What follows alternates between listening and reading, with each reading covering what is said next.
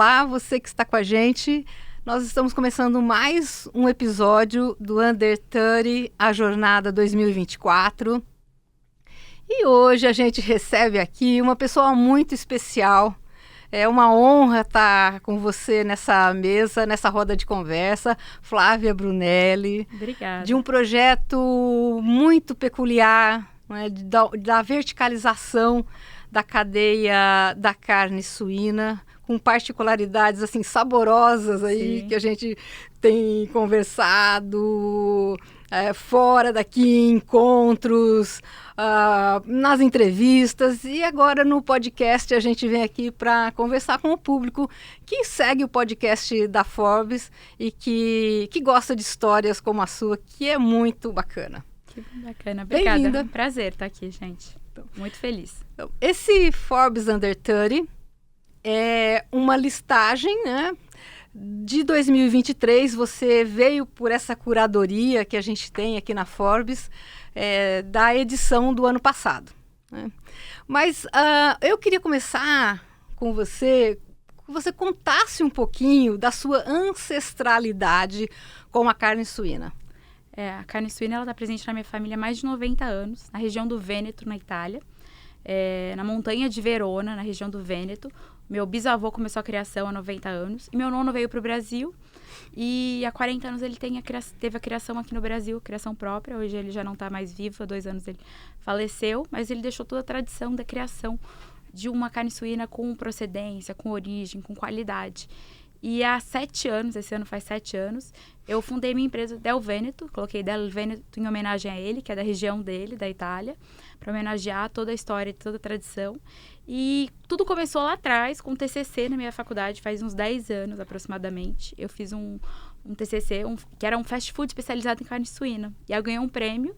E aí, desse prêmio, todo mundo falava, Flávia, essa ideia é muito boa, você tem que investir nisso. Eu ganhei uma viagem para fazer um curso no Disney University, em Orlando, por causa do primeiro lugar do TCC. E aí, com isso, todo mundo falava. E eu trabalhava em multinacional, trabalhava na época na Tetra Pak. E aí, foi uma jornada pessoal, espiritual, de coragem, de propósito, de pedir demissão e resolver começar a empreender e fundar a Del Veneto. Então, aí começou uma nova jornada na minha vida e dar valor para a carne que minha família criava com tanto carinho, mas que o cliente final, o público, não conhecia.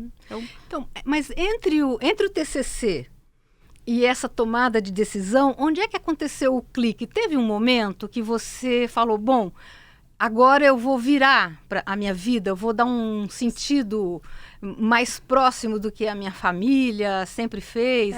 Teve um momento muito forte com Deus, de um chamado, de propósito, de entender que eu tinha uma função de, além de produzir, gerar empregos, para promover socialmente mais postos de trabalho e também com trabalho social para a carne suína no nível Brasil, porque a carne suína era muito pouco explorada no Brasil quando eu comecei. O consumo per capita era 14, 15 quilos per capita. Então eu falei, gente, tem um leque aqui, a carne suína precisa ser valorizada. E ninguém faz isso. Os produtores, amigos da minha mãe, são grandes suinocultores, mas todos focados dentro da cadeia. Ninguém foca fora, ninguém foca em explicar para o cliente, contar, comunicar. E aí eu comecei um trabalho como comunicadora do agro, levar a suinocultura para um outro patamar. É esse o trabalho social que você fala? Exatamente. De sociedade, de impactar a sociedade da criação do agro, que valoriza, que cria com tanto cuidado, com tanto carinho esse animal, e a gente pouco explorava, pouco valorizava esse animal. E quais foram as bases do seu empreendedorismo? Quando você falou, vou empreender? Olha, teve alguns valores, assim, eu acho que inovação, fazer algo diferente do que se era feito, benchmark, trazer coisas dos Estados Unidos, da Europa, da Argentina, coisas que lá já faziam de cortes especiais de carne suína e aqui no Brasil a gente não fazia, então eu estudei muito, fui atrás de tendências, inovações em outros países para trazer para o Brasil. Meus valores, verdade, a minha fé, que para mim é muito importante, que baseia os valores de fazer as coisas corretas, de fazer as coisas certas, de sempre estar com a verdade em primeiro lugar. Então, e aí quando você decidiu a empreender, né? Você foi lá para cima da cadeia, ou seja, eu vou lidar com o público diretamente, eu vou ter uma parte educativa, né, de cadeia, de falar para fora, né, que no agro é tão buscado isso, né, de um produtor falar para fora. Então, os seus pais são produtores. E a mãe? A mãe é produtora. A mãe é produtora. Tá aí nos pais. Nos pais. Tá nos pais aí, uma família de produtores. Uma família de produtores. O que é que te fez, né? O que é que te fez pensar... pensar em estar nessa cadeia e ligar os pontos, por exemplo, do que a sociedade espera hoje, bem-estar animal, respeito ao modelo de criação.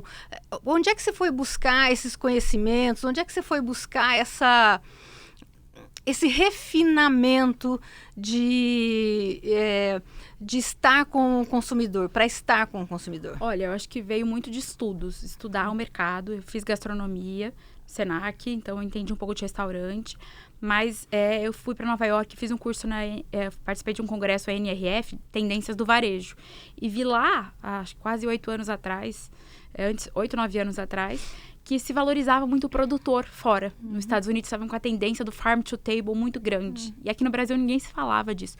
Eu falei, eu tenho a procedência, eu tenho a criação, só que o cliente final não sabe disso. Então, falta eu comunicar o farm to table, comunicar a saudabilidade da carne suína, comunicar por que no Brasil a gente consome tão pouco carne suína e ela é a carne mais consumida do mundo, é número 1 em consumo do mundo. E só no Brasil a gente via como a carne de quinta, não uma carne tão valorizada. E aí, por que não? Por que não comunicar? Tá faltando conhecimento, tá faltando informação. Então, foi algumas tendências que eu analisei de mercados, principalmente de fora, para trazer para cá, para o Brasil, sustentabilidade, saudabilidade, origem, procedência, aquela questão dos menos quilômetros rodados. Então, foi N tendências que eu fui associando em congressos, em eventos que eu ia, e eu vi assim, nossa, eu vi isso com uma pessoa que faz com peixe, que o avô dele criava o peixe daquela forma, secando no varal. Eu falei, por quê? Meu avô também cria o animal e ninguém sabe, ninguém fala disso. Então, comunicar uma coisa que já era real dentro da minha casa, não era aquela história fake, não era criar uma historinha para marketing, era contar a minha história real. E você conseguiu, nesse movimento, trazer outros produtores para esse modo de olhar a cadeia? Ou a criação hoje da sua família é suficiente para a demanda que você tem? A criação da minha família hoje é suficiente. Mas, assim, eu faço um trabalho muito a nível de suinocultura, de valorizar a suinocultura a nível Brasil. Então, eu participo de vários eventos do agro, de suinocultura, elevando a cadeia como um todo. Não é só meu negócio. Meu trabalho... E o que eu falo é institucional com a carne suína. Eu valorizo, eu acredito e eu acho que o brasileiro precisa consumir mais carne suína como um todo. E qual a sensação que você tem quando você vai para fora da cadeia e começa a falar sobre essa cadeia? Qual que é o feedback que você tem? Olha, os chefes ficam encantados. Os chefes ficam encantados com a história, com a procedência, com tudo que a gente faz de trabalho. Eu acho que é um trabalho que é gratificante, você fornecer um produto de origem, de primeira, de qualidade, de procedência para os chefes. E eles ficam encantados quando eles a gente contam a história. E além disso, os chefes eles ficam encantados por o produto ser diferente. Hoje eu trabalho com cortes mais marmorizados, eu fui descobrir uma tendência. Por que fora na Europa a gente consome um animal suíno de 160 quilos? Aqui no Brasil é um suíno tão magro, tão sem capa de gordura, tão sem marmoreio. Aí fui numa raça mais específica, o Duroc. Então eu fui pegar elementos que valorizassem a carne e valorizassem a forma como a carne é cortada. Tem uma história muito legal do leitão, que eu não me conformava de comer leitão só em dezembro. E eu amava leitão. Que é a época tradicional, leitão, né? Só que a gente só espera o ano inteiro para comer leitão. E mesmo minha família sendo produtora, a gente esperava o ano inteiro. Porque ninguém tem uma família grande para reunir, para comer um leitãozinho durante o ano. Então eu falei, por que não fazer cortes de leitão para que eu possa comer leitão o ano inteiro? Eu mesmo, pessoalmente. E aí eu fui pioneira em cortes de leitão de leite no Brasil. Adaptei da desossa do cordeiro, fui lá, aprendi com uma desossa de cordeiro. E de lá, com os cortes do cordeiro, que são um tamanho bem parecido com o leitão, eu criei. Então, foi sempre fazendo um elo de o que eu gostava de consumir, o que na minha casa não tinha, as minhas necessidades com o cliente. Então, foi sempre vivendo e testando e aprendendo. Ô, Flávia, você tocou nessa questão dos chefes, né? Aqui você fala, né? E você tem encontrado esses chefes, né? O Brasil hoje tem uma gastronomia para carne suína? Sim, tem se valorizado cada vez mais. Os chefes que a gente atende hoje, eles valorizam, eles gostam, eles incentivam, colocam pratos, tá cada vez mais. Ainda é muito aquém da carne bovina, mas já se evoluiu muito e já tem um espaço bem diferente do que era alguns anos atrás. E você tocou na questão da comunicação, né? Que você faz um trabalho de comunicação. Então, qual que é a sua receita da comunicação? Você que é uma empreendedora da cadeia e quando você olha para o lado de dizer alguma coisa para o seu público, qual que é o caminho? O caminho é contar a verdade, é contar a realidade do que é feito, que a gente não sabe, é o que está por trás dos bastidores, é contar como esse animal é criado, é contar que ele é criado com bem-estar animal, é contar a alimentação dele, é contar como esses cortes são diferentes, é contar o peso do animal, por que a gente aqui no Brasil tinha mitos e preconceitos com a carne suína, por que a gente aqui no Brasil tinha medo da cistocircose, a história da cistocircose, é comunicar, é contar as histórias do que acontece e do que de fato realmente é para o cliente que ainda é tão leigo e sabe, é tão carece de informação. E tem uma zona, né, que sempre tem alguma polêmica quando você fala de carnívoros e não carnívoros, aí em todas as suas modalidades de não carnívoro. Como é que a gente precisa conversar com esse público, você que está dentro da cadeia? Olha, eu acho que é respeito, cada um tem que ter respeito às próprias decisões, eu acho que a gente não tem que impor nada. Eu acho que a gente tem que mostrar a forma como esse animal é criado de cada vez melhor, como ele é criado com bem-estar animal, como ele é criado focado na qualidade da carne, como a gente, como produtor e como frigorífico, a gente não quer que esse animal sofra. Se o animal sofre, a carne sente, a carne fica mais enrijecida, fica com uma cor mais diferente. Então a gente não quer, o produtor não quer que esse animal sofra, o produtor quer que o animal tenha a melhor qualidade, a melhor vida possível para entregar o melhor produto final. Então é comunicar a verdade e respeitar as diferenças, as escolhas. Eu não tô aqui para converter ninguém, eu tô aqui para contar o que eu faço com o maior cuidado e o quanto a gente dá valor à vida desse animal. E tem uma questão geracional nessa discussão sobre sabores, sobre aroma, sobre escolhas nutricionais, em que a carne suína tenha um espaço reservado para ela? Olha, eu acho que mudou nos últimos anos. Eu acho que desde que eu comecei a Del Veneto, há 7 anos, eu acho que a gente está um pouco mais receptivo à carne suína, porque a gente sabe, está quebrando os mitos e os preconceitos. Antigamente, teve uma geração dos nossos bisavós que consumiam muita carne suína, consumia banha. A banha era, tipo, o alimento para conservar, quando não tinha geladeira, a carne era conservada dentro da banha. Aí depois veio os médicos para vilanizar, para entrar o óleo vegetal no Brasil. Vilanizaram a carne suína, a banha, para poder entrar o óleo vegetal com força no Brasil. E aí agora vem uma nova tendência dos médicos e o cliente final tendo conhecimento e sabendo a informação real, que a carne suína faz bem, que a carne suína é saudável. É uma nova tendência de profissionais contarem a verdade com bases teóricas, com bases com conhecimento técnico. Então conta um pouquinho pra gente, como é que funciona a propriedade da sua mãe, onde você pega a sua matéria-prima? Como é que é a criação? Como é que começou a história dela ali, em termos de manejo, né, de cuidado com o animal? Olha, a história vem lá da Itália, né? Começou lá na Itália, no Vêneto, há 90 anos. Meu bisavô fazia isso lá, de criação. Lá não tem abundância de soja e milho que a gente tem aqui no Brasil. Então, para alimentar os animais, eles pegam os produtores da região. Então, eles pegam fábricas de macarrão, fábricas de arroz. Aqui no Brasil? Lá primeiro, contando lá atrás de lá. Eles pegam os produtores da região de lá. Fábrica de arroz, macarrão, chocolate, que lá é o alfarroba, na verdade. E aí e leite, muitos laticínios da região, para poder dar alimento para esse animal. E aqui no Brasil, o meu nono também quis implementar isso, porque sabia que dava um sabor diferente para a carne. Então, a carne toda criada com alimentação diferenciada, todo o bem-estar animal, todos os cuidados de manejo, todo o cuidado para ter a melhor qualidade possível. Esse leitãozinho, leitão à base de leite só, então ele só é alimentado de leite e derivados de leite. Esse animal adulto, ele tem um marmoreio maior, porque ele é um peso maior do que aqui no Brasil, que a gente trabalha 100, 110 quilos. Trabalho com animal maior, porque eu quero que tenha acabamento de gordura. Eu não quero aquela carne magra, eu quero carne que tenha acabamento de gordura para parrilha, para churrasco, para os chefes valorizarem o que a carne tem de melhor. Então, é um mix do que a gente fazia na Itália com o que adaptou aqui no Brasil, que minha mãe continua a produção. E quantos, nessa sua busca, né, por fazer esse empreendimento verticalizado, a hora que você chega lá para desmanchar a carcaça, né, do animal, para definir quantos cortes, em quantos você chegou no início? Quantos cortes você tem hoje? Quais que são as nobrezas aí desse suíno? É bem legal isso. A gente pode fazer mais de 60, 80 tipos de cortes, variações, assim, são muitas. Com pele, sem pele, com osso, sem osso. Mas hoje os que mais saem, os que o mercado hoje mais valoriza, é o T-bone suíno, o T-bone de leitão, o carré, French hack, que é o prime rib, que é para cotoleta. Tem ancho suíno, tem as linguiças artesanais, tem a linha nova de salames que eu estou trazendo com a receita da minha família da Itália. Então, esse é um produto novo que eu estou inovando e trazendo aqui para o Brasil, porque a gente, um salame mais natural, um salame mais real, um salame menos industrializado, menos processado. Tem linha de salsichas, tem linha de massas de linguiças para ragu, tem linha de defumados artesanais. A gente defuma as carnes com lenha frutífera real. Então, não é nada de fumaça líquida, fumaça é madeira, é da madeira de frutífera goiabeira, jabuticabeira, real.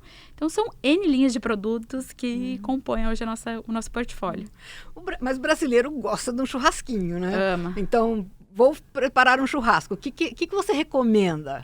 Olha, para um churrasco eu recomendo hoje panceta de leitão, que é um corte diferente, porque a pessoa está acostumada com a panceta suína. Tem a panceta de leitão, ela é mais magrinha, tem menos gordura. Recomendo um T-bone suíno, um ancho suíno, um American steak, são cortes para parrilhas. Esses que eu tô falando, uma linguicinha recheada ou uma tradicional. Esses são os cortes principais, assim, que não pode faltar para um churrasco. Pronto, as dicas estão dadas. Eu queria passar para uma seara aí dos conceitos de empreendedorismo que você foi desenvolvendo, né, ao longo da sua vida. E você tá com 29 anos, né, ainda tem um mundo ainda para você empreender ainda mais, enfim. Mas até aqui, né, se você pudesse dar um conselho para quem quer empreender como você fez, o que você diria? Olha, eu falo que a persistência e o estudo, eles levam. Se você estudar, se dedicar, trabalhar duro, ir atrás, não hesitar em ir atrás. Alguém falar que não dá. No começo que eu comecei a empreender, falaram para mim, isso é muito impossível, isso é muito artesanal, ninguém vai querer fazer isso no Brasil, não é viável, o público não quer. Falaram para você um não. Acredita, vai atrás, encontra outras formas, estuda, se dedica de corpo e alma, com dedicação e persistência, você consegue. Qual foi o principal desafio na sua jornada, Flávia? Foram muitos, assim, de dar saída para todos os cortes de forma equilibrada. De gestão de pessoas é um desafio sempre constante. No Brasil, né? É um desafio constante. Engajar as pessoas, fazer com que as pessoas entendam. Trazer meus vendedores, os meus desossadores junto para os restaurantes. Foi uma sacada que eu comecei a fazer. Eles não vivenciavam esse mundo da gastronomia. Então, eu levava eles em alguns restaurantes, ou lá na Del Vento cozinhava e preparava para ele pratos bonitos, uma mesa bem posta, e mostrar para eles um universo que eles não conheciam, para eles dar valor e entender que o cliente queria alguma coisa diferente. Porque eu estava fazendo uma coisa muito especial. O que eu faço é um trabalho quase artístico de cortes, assim, com marmoreio, com acabamento, com limpeza de osso, com pesos padrões. Então, assim, eles precisavam entender. Então, uma forma foi trazer meus colaboradores para dentro da realidade do que a gente vive do mundo da alta gastronomia. Ou seja, formar essas pessoas para um mercado que você também está formando. Exigente que eu estou formando, exatamente. E entender, explicar para o mercado as diferenças dos cortes, que também existem cortes que não dá para ser tudo padrão, porque tem pesos diferentes. A biologia do animal, eu não tenho uma máquina de fazer porco. Não vai sair todas as pancetas com 2 quilos, exato. Uma vai sair a fisiologia de um animal, é igual o ser humano. Os dois podem ter o mesmo peso, 60 quilos. Mas um pode ser que a barriga seja um pouco maior e o outro a barriga menor. A perna de um é maior e o braço é maior do outro. Então, entender as diferenças e ir adaptando a biologia do animal para dar o melhor resultado final. Como é que você observa hoje a evolução da suinocultura de modo geral? Porque o Brasil é um dos maiores criadores do mundo de suínos, é um dos maiores exportadores do mundo e está crescendo e tem mercado, né, para fora, principalmente para exportação para a China. Como é que você, embora seja um nicho de um animal extremamente especializado, né? Como é que você vê o mercado de suínos de modo geral? Porque isso impacta também no consumo de modo geral, né? Com certeza. Eu vejo que é uma evolução muito grande. Hoje em dia não tem risco mais. Eu brinco que as pessoas antes tinham medo de comer carne suína e eu brinco que o melhor marketing vai ser o dia que eu estiver grávida, podendo comer uma carne suína mal passada, sem risco nenhum pro meu filho. Porque nenhuma mãe ia querer colocar um filho em risco. Então, carne suína hoje, em qualquer lugar que você compre com procedência, com segurança, com rastreabilidade, num supermercado, num lugar confiável, você pode comer ela mal passada. Não é mudou, evoluiu. A carne suína evoluiu anos. Nos últimos anos, ela evoluiu muito. Então, assim, hoje em dia, a carne suína, ela é saudável. Ela tem que ser comercializada em todos os lugares, sem risco, sem medo. Acabou aquela questão daquele preconceito. Você não vai comprar um porco que é criado lá no fundo de quintal, no interior, num lugar que não tem saneamento básico, é esse porco. Você não pode consumir a carne mal passada. Mas o resto, a carne evoluiu com sanidade, criação com bem-estar animal. Em N sentidos, a carne evoluiu muito, a carne suína no Brasil. E a gente tem que valorizar isso e comunicar para o cliente, saber que a carne suína evoluiu, ela mudou e ela pode sim ser consumida da forma correta. Ô Flávia, e quando você pensa em expansão do negócio, para onde você olha hoje? Olha, eu olho que o Brasil ele é muito grande e a gente tem muito ainda para explorar e evoluir no nível de consumo no Brasil. Então, assim, a gente está só dentro do estado de São Paulo. Já tenho tido uma procura de outros estados. Rio de Janeiro, Sul, Nordeste. São estados muito carentes de cortes especiais de carne suína. Então, nosso plano de expansão é ir para outros estados no segundo semestre desse ano. A nível de pensando em futuro, hoje eu tenho uma sociedade, eu sou sozinha, não tenho sócios. Então, eu também penso em ampliar isso, poder me unir com pessoas, com algumas pessoas que me procuraram nos últimos meses. Eu estou em diversas conversas para poder expandir, poder junto e mais longe. Então, nessa expansão, o seu negócio já está habilitado para vender para fora do estado? Não, a gente está na fase final da certificação. Para ter o CIF? CISB, para vender para outros estados. Então, a gente está na fase final disso. Por isso que é para o segundo semestre que eu imagino essa expansão. E aí, quando você olha essa expansão, o que te atrai nessa Rio de Janeiro, Minas? O que é que você olha? Esses mercados ainda tem cortes muito convencionais de carne suína, ainda falta, eles são muito carentes de coisas diferenciadas de carne suína. Sul me impressiona muito, toda vez que eu vou pra lá, pra mim eu penso Sul, uma parte da região do Brasil que mais consome carne, mas tem muito poucos cortes de carne suína diferenciados, tem muita forma, é muito básico no consumo no mercado, é só uma picanha, uma linguiça, uma panceta, uma costelinha. Não tem cortes especiais, porcionados de forma pequena, embalados, temperados a vácuos pro consumidor final. Então eu enxergo. E como é que você entra? Você leva o produto você apresenta? Como é que você faz para entrar? Qual é o seu plano para entrar nesses mercados? Olha, tem alguns representantes já comerciais que a gente já está em contato, de algumas regiões que já vieram procurar. Por enquanto a gente está aberto ainda, porque a gente está se programando para o segundo semestre para ir para o varejo com mais força. Então, é um projeto um plano de expansão, mas é um plano lento, gradativo, mas o principal é comunicar. O QR Codes nas embalagens, contar vídeos informativos, ensinar receitas rápidas, potencializar meu Instagram. Eu também estou para lançar um livro de receitas, que eu também acabou passando um pouquinho por causa da correria do dia a dia de empreender. No segundo semestre eu devo lançar um livro de receitas de cortes suínos, então expandir. Dá um spoiler pra gente, o que vai ter aí, além de corte, vai? Vão ser mais de 30 receitas de carne suína diferenciadas, vai ter explicação de cada corte, vai ter um pouco de tudo do universo da carne suína. E de onde que vem essas receitas que você... Receitas que eu fiz, que eu cozinhei, como as da minha família, da minha avó, que me ensinou, mas a maior parte é autoral, eu que criei, cozinhando no dia a dia na minha casa. Legal. Bom, então vamos esperar esse livro aí em breve. Tem novidades, então, com daqui certeza. a pouco.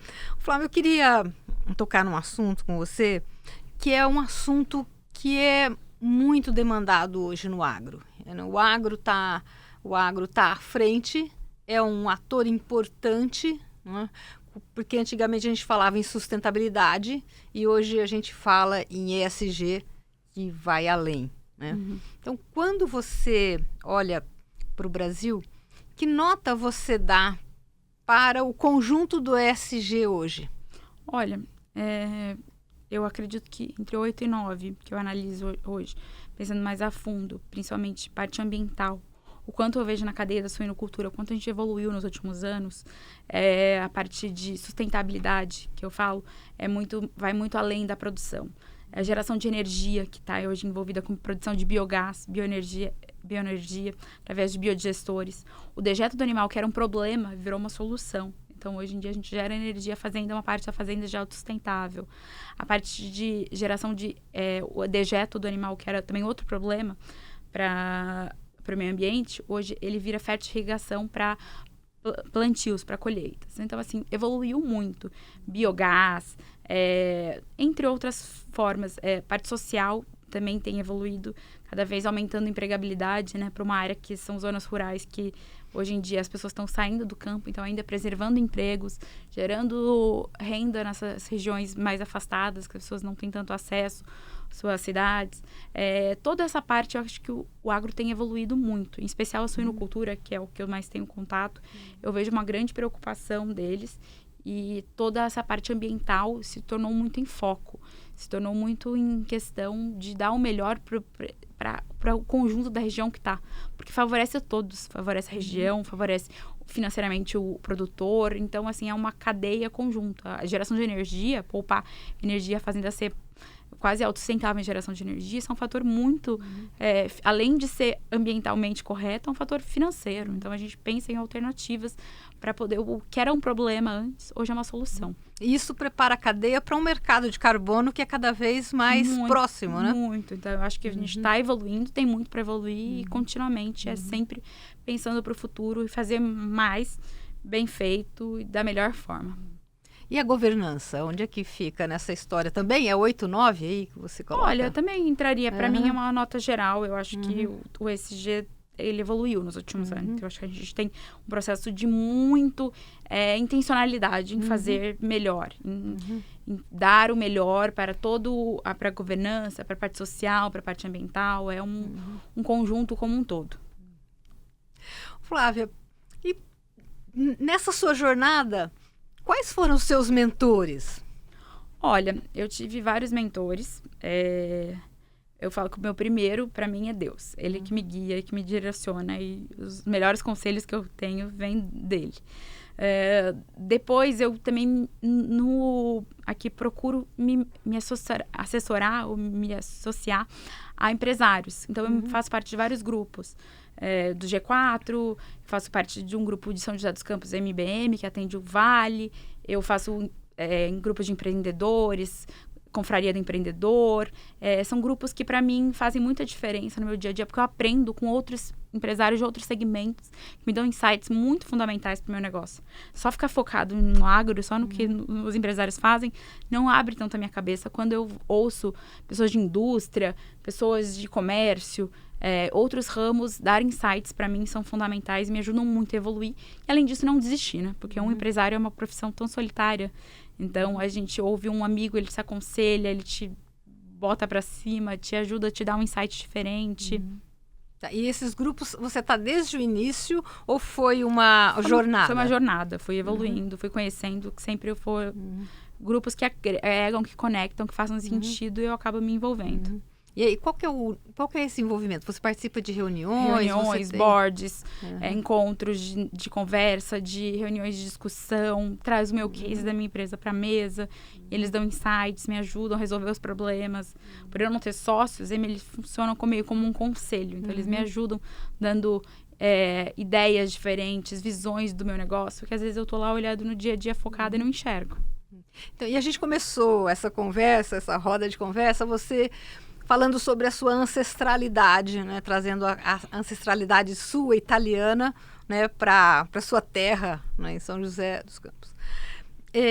Hoje, quando você olha para fora, você busca o quê? Porque você acabou de dizer que participa de grupos, né? Quando você olha para fora em termos de empreendedorismo, o que é que você consegue e o que é que você está trazendo de fora para o seu negócio? Olha, o que eu acho que a gente mais tira é os aprendizados, os erros e acertos dos amigos, né? Onde eles erraram, o que eles fizeram que não deu certo. E a gente trazer para a nossa realidade de gestão do dia a dia o que o outro já falhou. Porque pra gente evitar de falhar também em coisas que já dá para ser aprendida, que outros já passaram. Leituras, muitos livros que eu leio me ajudam nisso, a ver o que os outros já erraram para tentar errar menos, né? Errar, a gente sempre vai errar, mas errar com outros erros, com coisas que ainda não aconteceram, né? Tentar aprender com quem já fez. Eu tem um clube de assinatura de carne suína. E eu me inspirei num clube de gin, de um amigo do gin, que tem gin. Então, ele tinha um clube de assinatura, me ensinou o insight de como ele fazia e eu aprendi e coloquei em prática no meu universo. Então, a gente vai aprendendo benchmark, aprendendo com os outros, com os erros e os acertos e trazendo para nossa gestão. E hoje, quantas pessoas tem na sua equipe? Hoje, a minha equipe tem umas 20 e poucas pessoas. É uma equipe enxuta. Ô, Flávia, e quais os aprendizados que você traz de fora do país das suas viagens? Olha, recentemente eu fui para a Argentina, vi algumas tendências lá, vi coisas que ainda a gente não valorizava tanto aqui no Brasil, cortes diferentes, eu tô sempre olhando, receitas de embutidos, charcutaria, que aqui no Brasil a gente já valoriza e lá fora, que lá fora já valoriza e aqui fora a gente não valoriza. Então, eu sempre estou aprendendo insights, defumados diferentes, técnicas inovadoras de defumação, técnicas mais convencionais, mas que lá fora, nos Estados Unidos, em Chicago, eu visitei algumas fábricas de salsichas artesanais em Chicago. Então, sempre o que eu viajo, mesmo que seja um lazer, eu sempre aproveito e uno, visito supermercados, vejo o que tem de cortes, temperados, embalagens. Eu sempre tô super atenta a restaurantes, o que estão servindo de prato, para trazer dicas para os chefes daqui. Eu tô sempre viajando, mas ligada, desligada, entre aspas, mas ligada em ver tendências, o que dá para trazer para cá, para o Brasil. Então, o brasileiro é um novidadeiro, né? Então, o brasileiro gosta das novidades, né? De coisas diferentes. Para carne suína também tem esse viés da novidade? Com certeza. Acho que a gente tem muito ainda para aprender, porque aqui no Brasil tem uma gama de produtos, mas ainda às vezes no mix de carne era muito convencional. Era só costelinha, barbecue, pensava em carne suína, panceta, ou bacon, embutidos. O consumo de carne suína no Brasil, antigamente, até 2, 3 anos atrás, ele era tipo 90%, 80% só de embutidos, só salsicha, apresentados e linguiças. Não tinha cortes in natura. Então, a gente está explorando agora os cortes in natura, os cortes temperados, os cortes diferenciados, o prime rib, o short hack, os que eu falei, o T-bone, formas novas de fazer um presunto de Parma, mas versão brasileira, respeitando o nosso solo, o nosso ar. Não dá para eu falar que eu vou fazer um salame igual da Itália, igual da minha família, porque não dá. O ambiente aqui, a umidade é totalmente diferente. A gente tem que adaptar. Eu vou lá, aprendo o que eles fazem e adapto para a nossa realidade, para o nosso clima brasileiro e tento produzir o melhor salame dentro da nossa realidade. E bateu uma curiosidade agora de consumidora. Porque, assim, os produtos brasileiros, eles têm por causa da microbiologia, ele tem toda a carne tem um sabor diferente por causa de pastagem, por causa da alimentação. No suíno também dá para trabalhar em termos de marketing, por exemplo, a microbiologia da cadeia, da região, ter um terroir. Ter o terroir do suíno, é possível isso? Tem, porque cada ambiente, cada solo, cada temperatura, cada umidade é diferente. Então, cada região tem um terroir específico. E nós vamos ouvir falar em terroir suíno? Vamos, com certeza. Eu acredito que o farm to table, a valorização do produto, de onde vem, menos quilômetros rodados, mais produtos regionalizados, valorizar o que a nossa região já produz, valorizar os alimentos para poder alimentar esses animais da região, ver os temperos que são locais, o que tem a ver com cada região. Então, a gente mesclar, né? Trazer tendências de fora, mas brasileirando e colocando nosso toque pessoal. Legal. Bom, você viu que a gente rodou e voltamos a falar aqui de mercado brasileiro, o que o consumidor gosta, qual que é essa tendência, se a gente pode falar em tal do terroir suíno. Eu queria terminar essa nossa conversa, essa nossa roda de conversa, fazendo um joguinho com você, porque a ideia é que você diga algumas coisas pra gente, algumas curiosidades sobre você, né? Então, eu gostaria que você nos dissesse em uma única frase, qual o seu corte de carne suína preferida? Anti-suíno. Olha aí. Bom. E se não tiver suíno no seu prato, o que é que a gente encontra? Difícil. Carne, eu sou muito carnívora, eu adoro carne mal passada. Então, carne bovina mal passada ou japonês. Ou seja, vai ter uma carne no seu prato. Aqui. Um boi ou um peixe. E qual dica preciosa você dá para alguém que queira preparar um prato de suíno? Não coloque limão. Não coloque limão na hora do preparo, porque você cozinha o limão. Quando você coloca o limãozinho, na hora que você está cozinhando a carne, fazendo a carne, você está acabando cozinhando a carne com o limão. Seu limão você só coloca depois, para quebrar gordura, quando a carne já está pronta. Nunca coloca limão para temperar a carne. E a gente vai ter que parar. Isso é muito comum. É muito das avós. Mas as pessoas fazem isso para esconder. Quando o gosto da carne também não é bom, quando a carne é muito forte, cheiro forte, fazem isso para esconder o sabor da carne. E você não sentir gosto de nada, só sente gosto de limão.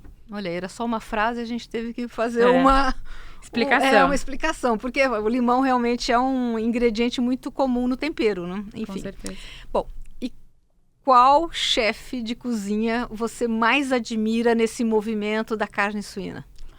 Olha, é difícil escolher um, porque são muitos chefes, né, que eu admiro. Eu acho que o mercado de chefes é fantástico, mas brasileiros. Mas uma mulher que eu valorizo e que valoriza bastante é a Tássia Magalhães. Ok. Bom, e o que não falta nunca na sua bolsa de trabalho? Acho que 2 coisas. Meu celular, que sem ele a gente não vive. E outro, acho que é um devocional que eu tenho para uma leitura diária, seja não seja de manhã, no período da tarde, me conectada com Deus. Isso me ajuda e me restaura durante o dia para as turbulências do dia a dia. Bom, Flávia, eu queria te agradecer muito essa roda de conversa, né? E antes da gente terminar, eu preciso aqui que você dê um autógrafo. Ah, claro. Na sua parte da revista, onde a gente conta um pouquinho da sua história. Claro. Grande prazer. Olha, muito bom. Obrigada. Muito obrigada, Flávia. Obrigada. Bom, o prazer foi todo meu. Contar um pouquinho aqui da carne suína, ajudar a desmistificar e levar a carne suína para outro patamar no Brasil, que eu acho que a gente queria com tanto cuidado, com tanto carinho, a gente tem que valorizar essa carne que é tão nobre. E também queria te deixar um presente. Claro, obrigada. Do nosso patrocinador, a Johnnie Walker, obrigada. Que está sempre com a gente e que esteve nessa jornada do Under 30 2024. Flávia, eu agradeço muito. Sua história é inspiradora. Obrigada. Que a gente tenha mais jovens no agro, com essa disposição empreendedora. E que você seja uma inspiração, né, para outros Under 30 aqui da nossa lista. Obrigada. E para você que acompanhou a gente até agora, até mais e não perca os próximos episódios do Under 30 2024.